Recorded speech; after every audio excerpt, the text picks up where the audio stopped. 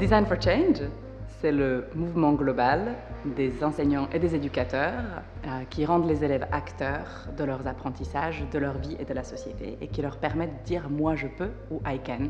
Aujourd'hui, c'est 75 pays dans le monde et c'est plus de 2 millions d'enfants qui ont bâti des possibles. L'objectif de Design for Change, c'est permettre à tous les enfants dans le monde de dire « moi je peux ». Donc c'est-à-dire, quand on parle « moi je peux », on parle de l'empowerment. Et l'empowerment, on ne peut pas le faire demain pour les enfants, mais dès aujourd'hui, dans l'école, pour tous les enfants.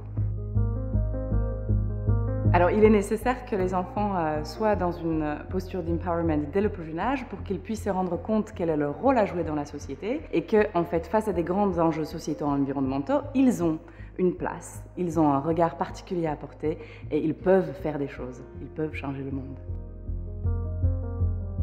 Alors concrètement, Design for Change met à disposition une démarche en 4 étapes qui s'appelle Feel, Imagine, Do and Share. Et cette démarche permet aux enseignants d'accompagner les élèves à réaliser un projet qui est d'intérêt général et qui part des observations qu'ils ont dans leur quotidien. Donc du coup, ça permet de réaliser un projet qui est à la portée des enfants, à leur hauteur, mais qui leur permet de réaliser qu'ils peuvent avoir un impact sur le monde.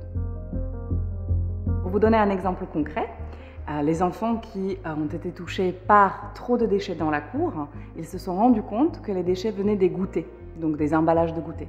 Et ensuite, ils ont décidé d'instaurer une politique au sein de toute l'école où les goûters étaient remplacés par des boîtes à goûter. Donc ils sont allés convaincre tous les parents, tous les enseignants, tous les autres camarades de l'école pour qu'ils utilisent à la place des goûters dans des emballages plastiques, des boîtes à goûter dans lesquelles ils pouvaient apporter des goûters sans emballage. Donc du coup c'était un projet très concret, à la hauteur des enfants, qui résout une réelle problématique identifiée par eux et qui est liée à des grands enjeux environnementaux et sociétaux qui sont les objectifs de développement durable de l'ONU.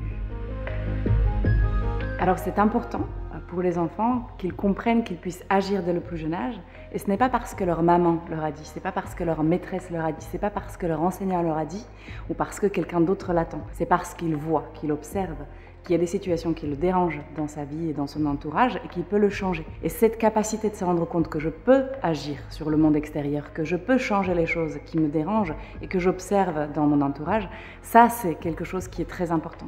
Et je ne le fais pas par hasard, je le fais parce que je connais, une méthode qui me permet d'adresser ces sujets, donc la méthode Feel, Imagine, Do and Share, et parce que j'ai les compétences pour le faire. Donc c'est les fameuses soft skills sur lesquelles on va travailler dans le cadre de la démarche Design for Change. Alors moi je crois dans cette méthode fondamentalement puisqu'elle permet de changer de regard qu'on porte sur l'enfant, sur ses capacités. Et en fait on fait confiance à ce que l'enfant puisse aboutir à la réalisation de projets.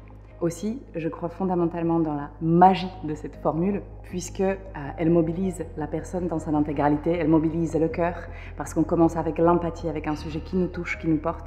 On passe par la tête pour imaginer des solutions, et ensuite on passe par les mains, donc c'est-à-dire qu'on réalise quelque chose, et ça s'inscrit durablement dans le corps.